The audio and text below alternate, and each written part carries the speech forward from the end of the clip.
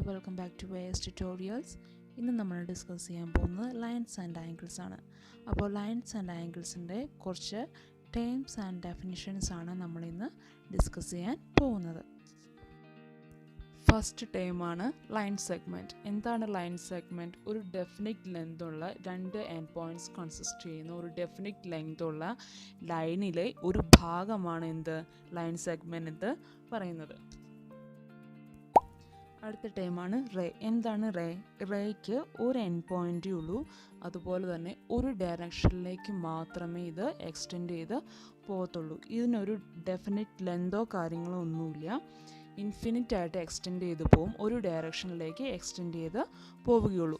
ആ പോകുന്ന ഡയറക്ഷനിലേക്ക്, ഏത് ഡയറക്ഷനിലേക്കാണ് പോകണത്, ആ പോണ ഡയറക്ഷനിലേക്ക് നമ്മളൊരു ആരോ മാർക്ക് ഇട്ട് കൊടുക്കും. ഓക്കെ. അടുത്ത ടേമാണ് സ്ട്രെയിറ്റ് ലൈൻ. എന്താണ് സ്ട്രെയിറ്റ് ലൈൻ? സ്ട്രെയിറ്റ് ലൈന് ഒരു സ്റ്റാർട്ടിംഗ് പോയിൻറ്റോ എൻഡിങ് പോയിൻറ്റോ ഇല്ല, ഇതിനും ഒരു ഡെഫിനിറ്റ് ലെങ്ത് ഇല്ല. ഇതും ഇൻഫിനിറ്റി ആയിട്ട് ഉള്ള ലെങ്താണ്, ഇതിനൊരു ഡെഫിനിറ്റ് ലെങ്ത് ഇല്ല, ഇതിനൊരു സ്റ്റാർട്ടിംഗ് പോയിൻറ്റും എൻഡിങ് പോയിൻറ്റും ഇല്ല. ഇതിന് സ്റ്റാർട്ടിംഗ് പോയിൻറ്റും എൻഡിങ് പോയിൻറ്റും ഇല്ലാത്തതുകൊണ്ട് നമുക്കൊരു സ്റ്റാർട്ടിംഗ് പോയിൻറ്റ് എൻഡിങ് പോയിൻറ്റ് അങ്ങനെ ഡോട്ട് ഇടാൻ പറ്റില്ല. സോ നമ്മൾ ഒരു ലൈൻ വരച്ചിട്ട് ബോത്ത് സൈഡിൽ നമ്മൾ അങ്ങോട്ടും ഇങ്ങോട്ടും ആരോ ഇടുകയാണ് ചെയ്യുന്നത്. അങ്ങനെയാണ് ഒരു സ്ട്രെയിറ്റ് ലൈനെ നമ്മൾ ഡിനോട്ട് ചെയ്യുന്നത്. അടുത്ത ടേമാണ് collinear points and non collinear points. എന്താണ് കൊളീനിയർ പോയിൻറ്റ്സ്? ഒരു ലൈനിൽ മൂന്നോ അതിൽ കൂടുതലോ പോയിൻറ്റ്സ് ഉണ്ടെങ്കിൽ അതിനെ നമ്മൾ എന്തെന്ന് പറയും? കൊളീനിയർ പോയിൻറ്റ്സ് എന്ന് പറയും. അല്ലാന്നുണ്ടെങ്കിൽ അതിനെ നമ്മൾ നോൺ കൊളീനിയർ പോയിൻറ്റ്സ് എന്ന് പറയും. ഇവിടെ ഈ പിക്ചറിൽ നോക്കിയേ, പോയിൻറ്റ് ABCD നോക്കിയേ, ഇവിടെ 4 പോയിൻറ്റ്സ് ഈ ലൈനിലുണ്ട്. സോ അതിനെ നമ്മൾ എന്തെന്ന് പറയുന്നു? കൊളീനിയർ പോയിൻറ്റ്സ് എന്ന് പറയുന്നു. ഒരു സെയിം എൻഡ് പോയിൻറ്റിൽ നിന്ന് രണ്ട് റേസ് ഒറിജിനേറ്റ് ചെയ്ത് ഒരു ആംഗിൾ ഫോം ചെയ്യുകയാണെങ്കിൽ ആ റേസിന് നമ്മൾ പറയുന്ന പേരാണ് ആംസ് ഓഫ് ദി ആംഗിൾ. അതുപോലെ തന്നെ ആ കോമൺ എൻഡ് പോയിൻറ്റിന് നമ്മൾ പറയുന്ന പേരെന്താണ്? Vertex of the angle. ഈ എക്സാമ്പിൾ നോക്കിയേ, OSഉം OR എന്നും പറയുന്ന രണ്ട് റേസ്, അത് ജനറേറ്റ് ചെയ്തിരിക്കുന്ന O എന്ന പോയിന്റിൽ നിന്ന്. അപ്പോൾ OSഉം ORഉം കൂടി ചേർന്ന് നമുക്കൊരു ആംഗിൾ കിട്ടി. SOR എന്ന് പറയുന്നൊരു ആംഗിൾ ഫോം ചെയ്തിട്ടുണ്ട്. അതുകൊണ്ട് OSഉം ORഉം എന്താണ്? നമുക്ക് കിട്ടിയിരിക്കുന്ന ആംസ് ആണ്. അതുപോലെ ഏതാണ് വെർട്ടെക്സ് എന്ന് പറയുന്നത്? O ആണ് നമുക്ക് കിട്ടിയിരിക്കുന്ന വെർട്ടെക്സ്. അടുത്തത് നമ്മൾ ഡിസ്കസ് ചെയ്യാൻ പോകുന്നത് ടൈപ്പ് ഓഫ് ആംഗിൾസ്. ഫസ്റ്റ് ആംഗിളാണ് അക്യൂട്ട് ആംഗിൾ. എന്താണ് അക്യൂട്ട് ആംഗിൾ? 0ക്കും 90 ഡിഗ്രിക്കും ഇടയിലുള്ള ആംഗിളിനെയാണ് നമ്മൾ എന്തെന്ന് പറയുന്നത്? അക്യൂട്ട് ആംഗിൾ എന്ന് പറയുന്നത്. സിമ്പിൾ വേർഡ്സിൽ ലെസ് ദാൻ 90 ഡിഗ്രിയുള്ള ആംഗിളിനെയാണ് നമ്മൾ എന്തെന്ന് പറയുന്നത്? അക്യൂട്ട് ആംഗിൾ എന്ന് പറയുന്നത്. അടുത്തതാണ് ഒബ്റ്റ്യൂസ് ആംഗിൾ. എന്താണ് ഒബ്റ്റ്യൂസ് ആംഗിൾ? 90 ഡിഗ്രിക്കും 180 ഡിഗ്രിക്കും ഇടയിലുള്ള ആംഗിളിനെയാണ് നമ്മൾ എന്തെന്ന് പറയുന്നത്? ഒബ്റ്റ്യൂസ് ആംഗിൾ എന്ന് പറയുന്നത്. ഇവിടെ നോക്കിയേ, ആംഗിൾ B ആണ് ഒബ്റ്റ്യൂസ് ആംഗിൾ. അടുത്തതാണ് റൈറ്റ് ആംഗിൾ. എന്താണ് റൈറ്റ് ആംഗിൾ? എക്സാക്ട്ലി 90 ഡിഗ്രി വരുന്ന ആംഗിളിനെയാണ് നമ്മൾ എന്തെന്ന് പറയുന്നത്? റൈറ്റ് ആംഗിൾ എന്ന് പറയുന്നത്. പിന്നെ റൈറ്റ് ആംഗിളിൻ്റെ ഒരു സ്പെഷ്യാലിറ്റി എന്ന് പറയുന്നത്, റൈറ്റ് ആംഗിൾ ഫോം ചെയ്യാൻ എടുക്കുന്ന രണ്ട് ആംസ് അത് പെർപെൻഡിക്കുലർ ടു ഈച്ച് അതർ ആയിരിക്കും. അടുത്ത ആംഗിളാണ് സ്ട്രെയിറ്റ് ആംഗിൾ. എന്താണ് സ്ട്രെയിറ്റ് ആംഗിൾ? എക്സാക്ട്ലി 180 ഡിഗ്രിയുള്ള ആംഗിളിനെയാണ് നമ്മൾ എന്തെന്ന് പറയുന്നത്? സ്ട്രെയിറ്റ് ആംഗിൾ എന്ന് പറയുന്നത്. അടുത്ത ആംഗിളാണ് റിഫ്ലെക്സ് ആംഗിൾ. എന്താണ് reflex angle? Angle greater than 180 and less than 360 degree. 180ക്കും 360ക്കും ഇടയിലുള്ള ആംഗിളിനെയാണ് നമ്മൾ എന്തെന്ന് പറയുന്നത്? റിഫ്ലെക്സ് ആംഗിൾ എന്ന് പറയുന്നത്.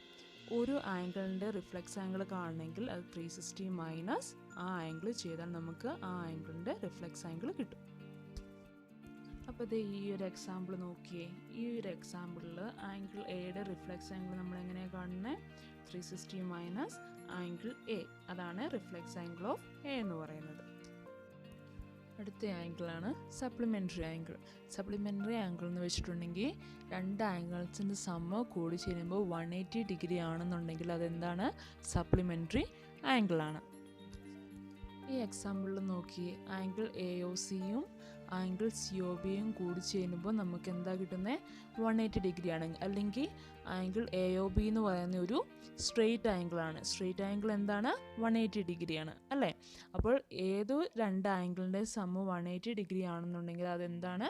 സപ്ലിമെൻ്ററി ആംഗിളാണ്. ഇനി നോക്കിയേ, രണ്ട് റൈറ്റ് ആംഗിൾസ് എപ്പോഴും എന്തായിരിക്കും? സപ്ലിമെൻ്ററി ആയിരിക്കും അല്ലേ? അതിൻ്റെ സമ്മ് എപ്പോഴും എന്തായിരിക്കും? സപ്ലിമെൻ്ററി ആയിരിക്കും. റൈറ്റ് ആംഗിൾ എത്രയാണ്? 90 ഡിഗ്രി. അപ്പോൾ 90 ഡിഗ്രി രണ്ട് റൈറ്റ് ആംഗിൾസ് കൂടി ചേരുമ്പോൾ നമുക്ക് എന്താ കിട്ടുക? ഒരു സപ്ലിമെൻ്ററി ആംഗിളാണ് കിട്ടുക.